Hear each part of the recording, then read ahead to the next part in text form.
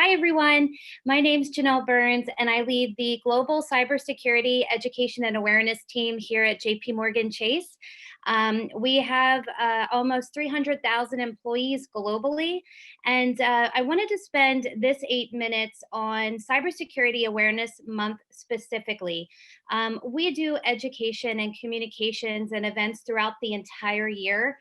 But for 8 minutes, I really wanted it to be practical takeaways that you could then leave and implement within your organization. So for that reason, I really wanted to trim it down and focus on one of our events. So Cybersecurity Awareness Month in 2019, like many others, we had 49 different hubs around the entire world with over 178 events in person. A mass majority of them in person, personalized by our volunteers. We also have an ambassador program that we have kind of cultivated and worked with for a long time.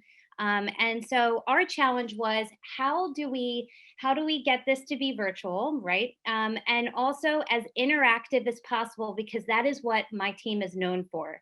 I won't talk about it here, but we do surveys and are engaging with our employees year round. So we know what topics they want to hear. We know how often they want to hear about them, and we know how they want to experience them.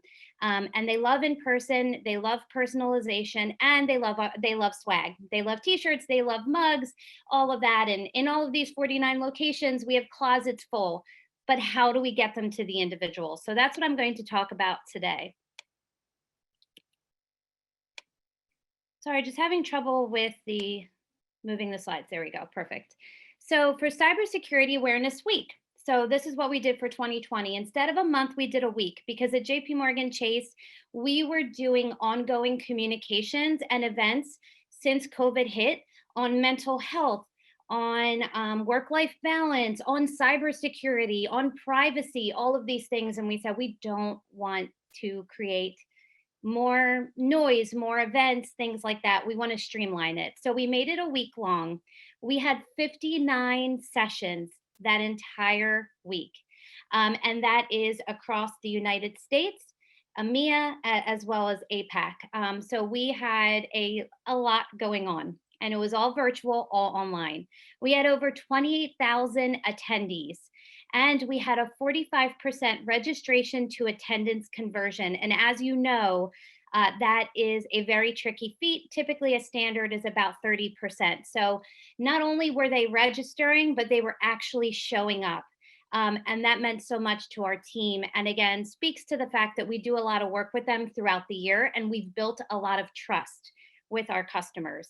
And we had a 78 Net Promoter Score, or NPS. If you don't know what that is, please look it up, and please start asking your employees to rate your events and rate your materials, because it's a great way to measure a piece of the success. Obviously, you want to look at outcomes as well, but leaders are becoming more and more familiar with what NPS is and what it stands for. So highly recommend.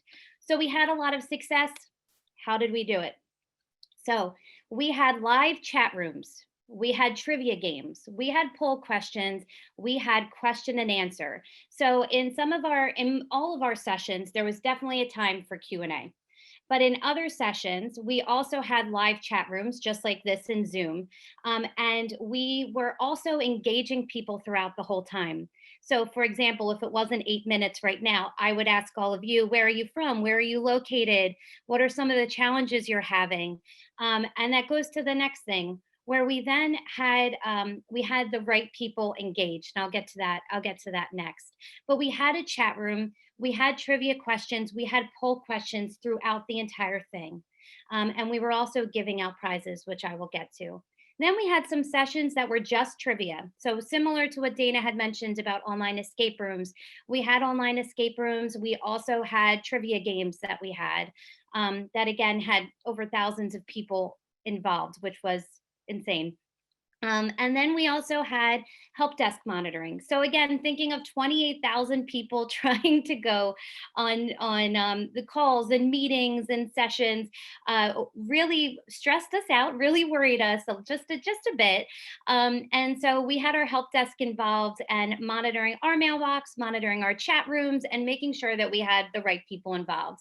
And then also, really simple, our mailbox had an out of office reply, so that, while we were all busy working, we were also sharing the right links to people. So how did we do it?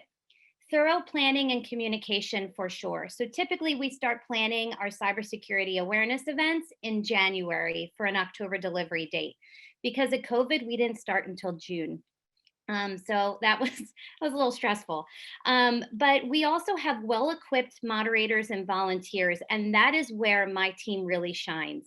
We have a very we have a very low tolerance for boring presentations. To be honest, we are known for how interactive we are and talking to the audience and storytelling. And so for us, we had SMEs that could talk about application security and things like that, but we also paired them up with a moderator who was good at speaking in general, who could on the fly look at the chat room and say, "Hey, Brian, we have a question from Lance about XYZ. What do you think about that?" And we also had volunteers in the chat room actually responding to questions if someone said, "Hey, I can't see anything. What do I do?" So we had a couple of different layers of volunteers. We also did personalized consultations for our presenters, where I sat with almost every single one of them and said, "Go ahead, present to me."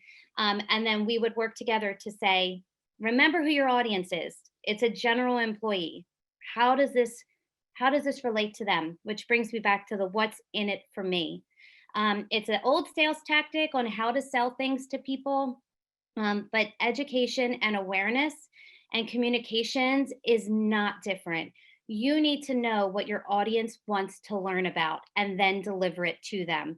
If you build that trust, it doesn't matter if it's an in person event, if it's an online event, if it's an article, they will come and they will support you. And so the next thing I wanted to bring up is how to build that promise. So, 2 days after the event, we had all the sessions recorded.